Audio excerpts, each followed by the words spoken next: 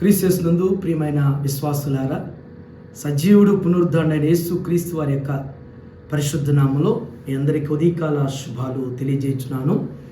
17th అక్టోబర్లో ఈ ఉదయకాలం టీఎల్సీ అనుదిన ఆహారంలో దేవుని యొక్క వాక్యం వినగలిగినటువంటి కృపను దేవుడు మనందరికీ దయచేసినందుకు మనం ఎంతగానో దేవునికి కృతజ్ఞతలు చెల్లించాల్సిన వారుగా ఉన్నాం.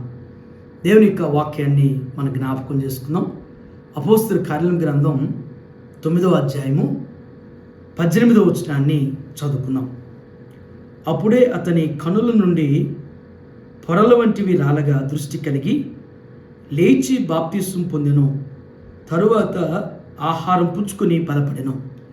దేవుని బిడ్డలారా, ఉదయకాల సమయంలో దేవుడు ఈ భాగంలో నుంచి ఒక శ్రేష్టమైనటువంటి తలంపు ద్వారా మనతో మాట్లాడుతున్నారు. ఈ భాగంలో 3 తలంపులు ఉన్నాయి. మొదటి తలంపు మాత్రం మనం జ్ఞాపకం చేసుకున్నాం. మొదటి తలంపు ఏంటంటే, అప్పుడే అతని కన్నుల నుండి పొరల వంటివి రాలగా దృష్టి కలిగెను. దేవుని బిడ్డలారా, పొరలు కళ్ళ మీద వచ్చేటువంటి పొర ఇది. దీన్ని మన వాళ్ళు వయసును బట్టి వచ్చుతున్నప్పుడు, వయసును బట్టి కలగటాన్ని బట్టి క్యాటరాక్ట్ సర్జరీగా చేయించుకుంటారు. ఒక వయసు వచ్చిన తర్వాత కంటి మీద ఒక పొరలాగా వస్తే ఆ లేయర్ ఉన్నటువంటి ఆ పొరను తీయించేసుకుంటే మంచి దృష్టి కలిగినటువంటిది. ఇది వయసు పరంగా భౌతికమైనటువంటి దేహంలో కలిగేటువంటి ఆ యొక్క పొర అనేటువంటిది. ఇది డాక్టర్ తీసివేయగలుగుతాడు కానీ కళ్ళ మీద, కంటి మీద కొన్ని పొరలు వస్తాయి. ఆ పొరలు వచ్చినటువంటి విషయం వారికి కూడా తెలియదు, ఎదుటి వారికి అర్థమవుతుంది. ఆ పొరలు ఎలాంటి పొరలు అంటే, కొందరికి అధికారం అనేటువంటి పొర ఉండిద్ది. ఇక వారికి ఏమీ కనబడదు. ఆ కంటి మీద ఆ పొర ఏంటంటే వాళ్ళు అధికార దాహం, అధికారం కోసం ఎంతటికైనా దిగజారిపోతారు. ఎలాంటి పరిస్థితికైనా అధికారంతో, ఆ అధికార దర్పంతో వారు ఎంత అహంతో ఉండేటువంటి ఆ పొర ఆ కంటి మీద ఉండటాన్ని బట్టి అధికార దాహం, అధికార అహంతో ఉండేటువంటిది ఒక పొర.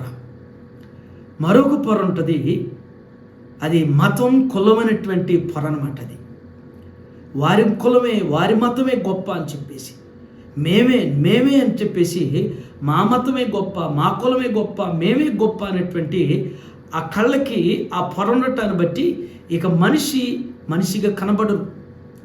సాటి మనిషి కనబడరు. ఇక వారి మతం, వారి కులం అనేటువంటి పొరతో వారి పొరలు కప్పుకుపోయి వారికి ఇక ఏమి కనబడినటువంటి స్థితి. మరొక పొర ఉంది, ఐశ్వర్యం. ఈ పొర కలిగినటువంటి వారికి ఇక డబ్బే, ఆస్తులే, ఐశ్వర్యమే. లేచిన దగ్గర నుంచి సంపాదన, డబ్బులు, ఐశ్వర్యం, ఆస్తులు, కొనటాలు, అమ్మటాలు. ఇక అదే ఇక వారి ఊపిరి ఏంటంటే, ఇక వారి ఊపిరిగా ఇక డబ్బే, ఐశ్వర్యమే అనేటువంటిది వారికి కనపడేటువంటి పొర. మరొక పొర ఏంటంటే లౌకికమైనటువంటి వాంఛలతో కలిగినటువంటి పొర. అది వాంఛలతో వారి దప్పిక తీర్చుకోవటానికి, వారి వాంఛలు తీర్చుకోవటానికి ఇక వారి కనుదృష్టి ఆ పొరతో నిండి ఉండటాన్ని బట్టి ఇంకేమి చూడలేరు. విచక్షణ అనేటువంటి విలువలైనటువంటిది లేనటువంటి స్థితిలో ఆ పొర కమ్మినటువంటి స్థితి ఉండగలిగినటువంటిది. మరొక పొర ఉంది, ఇది చాలా దయనీయమైనటువంటి పొర. ఇది నేను అనేటువంటిది. ప్రతి దాంట్లో కూడా అనేటువంటి మాట, నేను, నా మాట, నేను చెప్పిందే, నేను అనుకున్నదే, నేను అన్నదే అని చెప్పేసి నేను అనేటువంటి దాంట్లోనే ఆ పొర. అది ఈనాడు మానవ బలహీనతగా మారిపోయింది. ప్రతి ఒక్కరు కూడా వారిని వారు ప్రూవ్ చేసుకోవటానికి, వారి యొక్క ఘనతను పెంచుకోవటానికి నేను అనేటువంటి స్థితిలో ఉన్నటువంటి స్థితి. ఎప్పుడైతే దేవుని బిడ్డలారా ఆ వ్యక్తిలో పొర రాలిపోయిన తర్వాత, ఆ పొరలు పోయిన తర్వాత మంచి కనుదృష్టి కలిగి మరి తను చూడగలిగాడు అనేటువంటి మాట జ్ఞాపకించబడింది.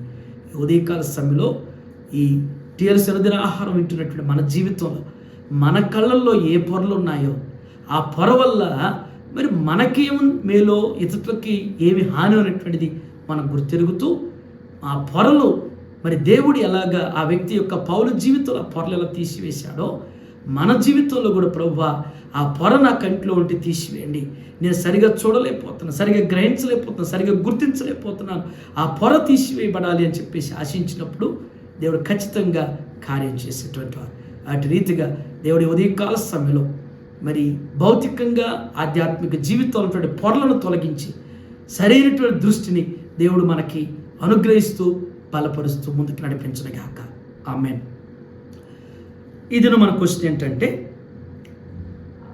పొరలు రాలిపోయినప్పుడు చక్కగా చూడగలిగినటువంటి వ్యక్తి, ఆ వ్యక్తి పొరలు రాలక మునుపు పేరేంటి, పొరలు రాలిపోయిన తర్వాత ఆ వ్యక్తి పేరేంటో మన యూట్యూబ్ ఛానల్లో కామెంట్ బాక్స్లో పోస్ట్ చేయాల్సి మనం చేయించున్నాను.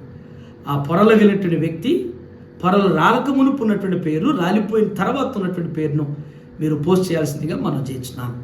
ఈ దినం జన్మదినం జరుపుకున్నటువంటి మరి జాయ్సీకి జన్మదిన శుభాకాంక్షలు తెలియజేస్తున్నాను. దేవుని యొక్క వాక్యంలో 65వ సంకీర్తన 11వ వచనం సెలవిచ్చినట్లుగా సంవత్సరమును దయాకిరీటిని నీకు ధరింపజేసి నీ జాడల సారం వెదజులను జ్ఞాపకం చేసినట్లుగా దేవుడు మరి మా చిన్న పాపకు ఇలాంటి దయాకిరీటిని ఇంక అనేకం అనుగ్రహిస్తూ విద్యలో బుద్ధిలో దేవుని దయలో మనుషుల దయలో వర్ధిల్లింప చేయను గాక. ఆమేన్.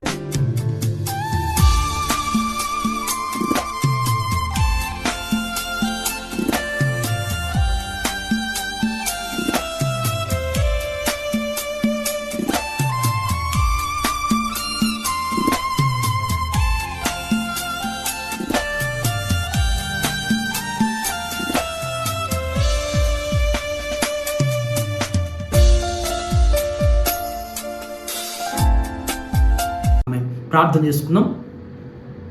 పరిశుద్ధుల మహోన్నతుడి తండ్రి, కృపగల నాయన మీకు వందనాలు. ఈ ఉదయం నాయన శ్రేష్టమైనటువంటి ఆత్మీయమైనటువంటి తలంపుల ద్వారా మాతో మీరు మాట్లాడినందుకు మీకు వందనాలు చెల్లిస్తున్నాం తండ్రి. దేవా, కంటిలో ఉన్నటువంటి భౌతికంగా కలిగేటువంటి పొరల గురించి నాయన మీరు మాతో మాట్లాడారు ప్రభా. ఏ పొరలు కలిగినటువంటి వారుగా ఉంటూ నా తండ్రి, అధికారమైనటువంటి పొరల ప్రభా, ఐశ్వర్యమైనటువంటి పొరల ప్రభా, మతం కులమైనటువంటి పొరల ప్రభా, అయ్యా మరి లౌకికమైనటువంటి ఐహికమైనటువంటి నాయన ఇచ్చులు కలిగినటువంటి పొరల ప్రభా, నేను అనేటువంటి పొరలు కలిగిన తండ్రి, అయ్యా సరిగా చూడలేనటువంటి అందులుగా నా ప్రభా, సరిగా గుర్తించలేనటువంటి వారుగా, అయ్యా సరైనటువంటి గ్రహింపు లేనటువంటి స్థితిలో ఉన్నటువంటి వారితో అయ్యా సూటిగా స్పష్టంగా మీరు మాట్లాడినందుకు వందనాలు చెల్లిస్తున్నాం. ఒకవేళ ప్రభా తెలిసి కానీ తెలియక కానీ ప్రభా భౌతికంగా మా ఆత్మీయ జీవితంలో ఎలాంటి పొరలు ఉంటే తీసివేసిన ఆయన మంచి కనుదృష్టి నా తండ్రి అయ్యా మీరు అనుగ్రహిస్తూ సహాయం చేయండి ప్రభా. ఆత్మీయతలో నా ప్రభా మిమ్మల్ని చూడగలిగినటువంటి కనుదృష్టి కలిగినటువంటి వారుగా, అయ్యా మిమ్మల్ని కనుగోగలిగినటువంటి కనుదృష్టి కలిగినటువంటి ఆత్మీయస్థితిలో బలపరచండి. ఈ ఉదయం అనుదిన ఆహారం చూస్తున్న ప్రతి బిడ్డను ప్రతి కుటుంబాన్ని జ్ఞాపకం చేసుకోండి. బిడ్డలు చేయనటువంటి వారి పనుల్లో, వారి ప్రయాణాల్లో, వారి బాధ్యతలు మీరు వెన్నంటి నడిపించండి ప్రభా. ఇది జన్మదినం జరుపుకున్నటువంటి జాయ్సీ క్రిస్టులను బట్టి వందనాలు చెల్లిస్తున్నాం తండ్రి. బిడ్డకి మీరు ఇచ్చేటువంటి దయాకిరీటాలను బట్టి మేము స్తుతిస్తున్నాం ప్రభా. ఇలాంటి జన్మదినాన్ని ఇంకా అనేకం జరుపుకుంటున్నా తండ్రి. మీరు అనుగ్రహించిన దయాకిరీటం కింద తన జీవితం, తన భవిష్యత్తు ఉన్నతంగా మీ చిత్తానుసారంగా మీరు బలపరిచి స్థిరపరచమని యేసు నామములో ఈ ప్రార్థన మీకు సమర్పించున్నాను తండ్రి. Amen. God bless you all.